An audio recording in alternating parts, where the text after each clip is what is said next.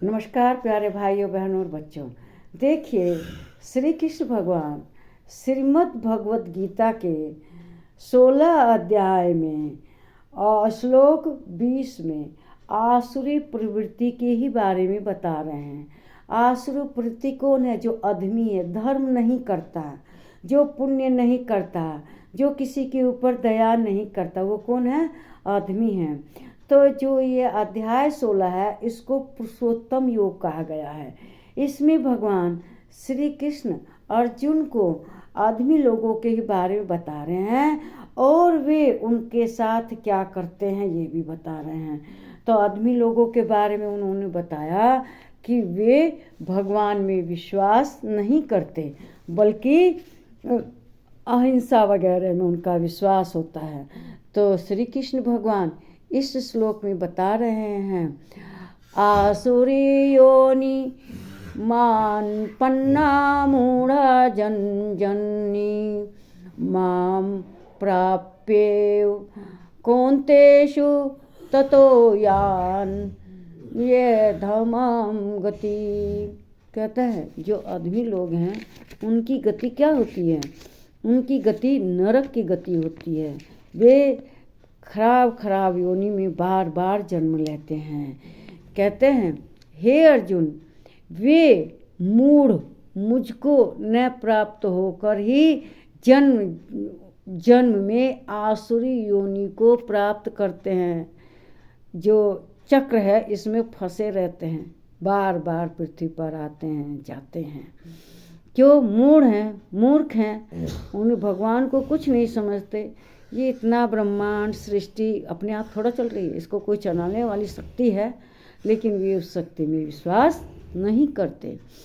और फिर उनमें भी अति नीच गति को प्राप्त होते हैं, अर्थात घोर नरक में पड़ते हैं। उन्हें इस जन्म के बाद नरक जाना पड़ता है और जो नरक की यातनाएं हैं उसको सहना पड़ता है।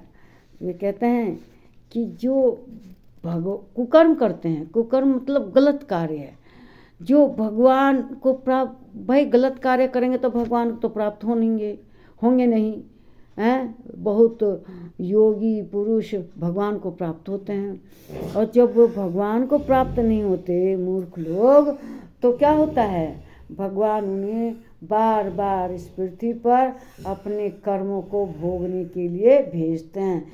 और जो कहते हैं ना, भयंकर नरक, घोर नरक, रो कर नरक, उस नरक को वो भोगते हैं।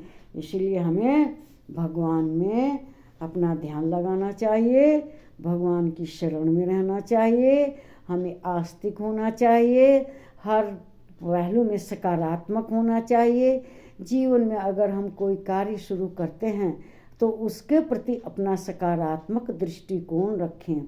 कोई भी है, व्यक्ति पुरुष कोई भी है, उसके प्रति हमें नकारात्मक निगेटिव फीलिंग नहीं रखनी चाहिए।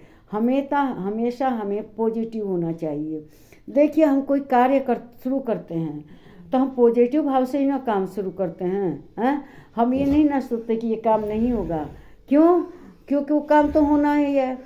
अब अगर हम नकारात्मक भाव रखेंगे तो हम उतने उत्साह से उस काम को शुरू नहीं करेंगे। अगर हम उस काम के प्रति सकारात्मक हैं, पॉजिटिव हैं, भगवान के प्रति हमारा विश्वास आस्था है, तो हम उस कार्य को बहुत उत्साह और लगन के साथ करेंगे। जब उत्साह और लगन साथ होगी तो क्या होगा? वो काम निश्चित कंप्लीट होगा।